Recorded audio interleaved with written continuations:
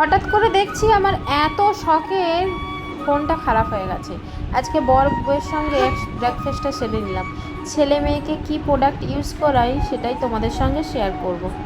যেহেতু ফোনটা খারাপ হয়ে গিয়েছিলো, বর ওটাই সারাতে নিয়ে গিয়েছিলো, সঙ্গে করে মেয়ের জন্য কয়েকটা খাবারও নিয়ে চলে এলো। আজকে শনিবার, ঘরে ভাত খাবে বর, সেই জন্য রান্নাবান্নায় লেগে পড়েছি। সবটা শেয়ার করব আজকের ব্লগে। আসসালামু আলাইকুম, কেমন আছেন সবাই? আমি আম্মুর আম্মি। হঠাৎ করে দেখছি ফোনটা মুছতে গিয়ে আমার এত শখের এত দামি ফোনটা পেছন থেকে খুলে গেছে।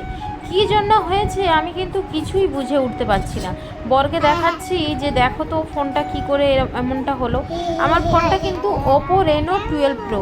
সচরাচর ফোনটা নষ্ট হওয়ার কথা নয়, কিন্তু কেন হয়েছে কিছুই বুঝতে পারছি না। আম্মুরও কোলগেটটা শেষ হয়ে গিয়েছিলো, ওই জন্য কেটে নিয়েছি। আমরা মিডিল ক্লাস বাবু, সব কিছু তো এমনিই ফেলে দিই না, ভালো করে চেটে মুছে ব্যবহার করে তারপরেই ফেলাই। সকালবেলা রান্না করব, ফ্রিজ থেকে চিংড়ি মাছগুলো বার করিয়ে পানিতে ভিজিয়ে দিচ্ছি। এদিকে আমরা চিংড়ি মাছ খাবো, আর ছেলের জন্য শিঙি মাছ বার করেছি, ওটাই রান্না করব। আম্মু স্কুল চলে গেছে আর বর স্কুল যাবে। ভাবলাম আজকে একটু ঘুগনি মুড়ি খাবো, ওই জন্য বর ঘুগনি নিয়ে এসছে। সেটাই হচ্ছে খেয়ে দিয়ে বর এবার স্কুল চলে যাবে। ঘুগনি মুড়ির সঙ্গে চপ আর এইরকম স্যালাড দিয়ে কিন্তু জমিয়ে খাওয়া দাওয়া হয়ে গেল। বর স্কুল চলে গেছে আর আম্মু এদিকে স্কুল থেকে বাড়ি চলে এসেছে, কারণ আম্মুর এখন পরীক্ষা হচ্ছে। আর এই যে দেখতে পাচ্ছ avenue baby shampoo and body wash, এটা কিন্তু আমি আম্মুকে সেই যা থেকেই ইউজ করাই কোনো কিছু, এটাই ইউজ করাই। আম্মু আর আব্বু দুজনকেই আমি এটা ইউজ করাই। এটা তোমার বেবিদের জন্য খুবই ভালো প্রোডাক্ট। আমাকে একজন বোন কমেন্ট করেছিল যে দিদিভাই আমার তো একটা ছোট বেবি আছে, কি প্রোডাক্ট ইউজ করাও তুমি একটু শেয়ার করো। সেই জন্যই কিন্তু আমি এটা শেয়ার করলাম।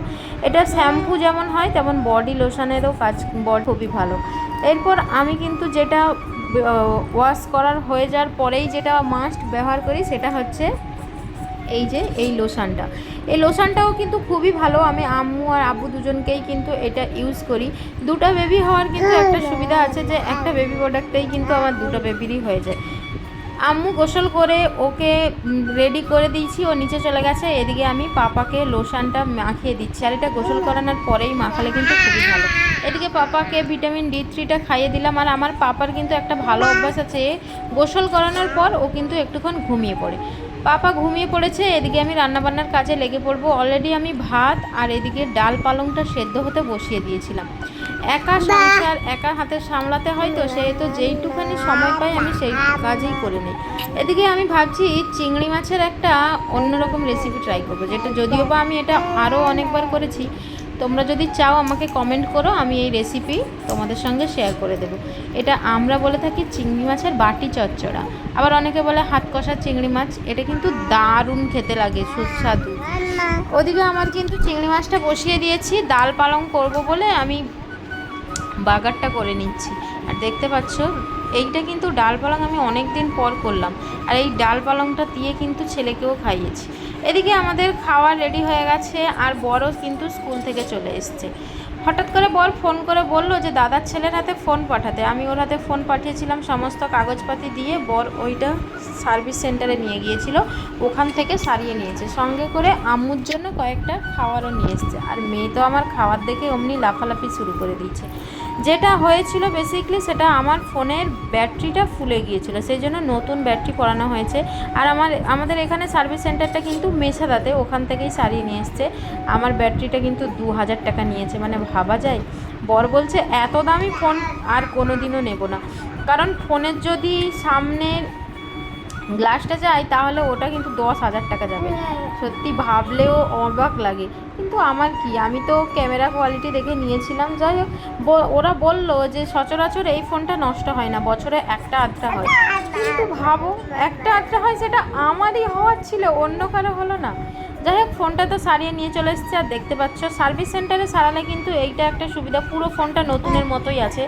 এমনি দোকানে সারালে কি হয়, ওরা ঠিকঠাক লাগাতে পরাতে পারে না, কিন্তু সার্ভিস সেন্টারে ওরা খুব ভালোভাবেই হয়। বর কয়েকটা খাবার নিয়ে এসেছিলো, সেটাই খাচ্ছে। আর বরের পছন্দ এটা মাছের একটা আইটেম, কাটলেট টাইপের, ওইটা নিয়ে এসছে। সঙ্গে আম্মুর জন্য রেড ভেলভেট কেক নিয়ে এসছে। আম্মু তো রেড ভেলভেট কেক খেতে খুবই পছন্দ।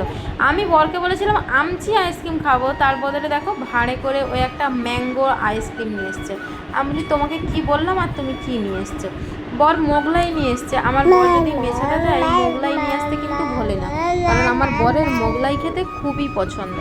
ছোটোবেলায় যখন আব্বাদের বাড়িতে জমিনদারে যেতাম তখন কিন্তু এই ঘাস ফড়িংগুলো খুবই দেখতে পাওয়া যেত। এখন তো সচরাচর দেখতে পাওয়া যায় না। আমাদের ঘরে এসেছে, আমি আম্মুকে ওটাই দেখাচ্ছি, আর মেয়ে আমার দেখে অমনি লাফালাফি শুরু করে দিয়েছে। বর যেহেতু কয়েকটা খাবার নিয়ে এসেছিলো, তার মধ্যে হচ্ছে চিকেন প্যাটিস ছিল, চিকেন রোল ছিল, আর একটাই ভেজ আইটেমের কিছু একটা ছিল। এটা সুইট কর্ন আর মটরশুঁটি দিয়ে কিছু একটা ছিল। আমার তো ওইটা একদমই ভালো লাগেনি, আর বাকি দুটো আইটেম ভালো লাগছিল। আজকের মতো এখানে দেখা হচ্ছে নেক্সট ভিডিওতে। আমার ভিডিওটা কেমন লাগলো জানিও, আর আমার চ্যানেলে যদি নতুন হয়ে থাকো প্লিজ চ্যানেলটা সাবস্ক্রাইব করে দিয়ে পাশে থাকো। আর তোমরা কোথা থেকে আমার ভিডিওটা দেখছো সেটা কমেন্ট করে জানিও।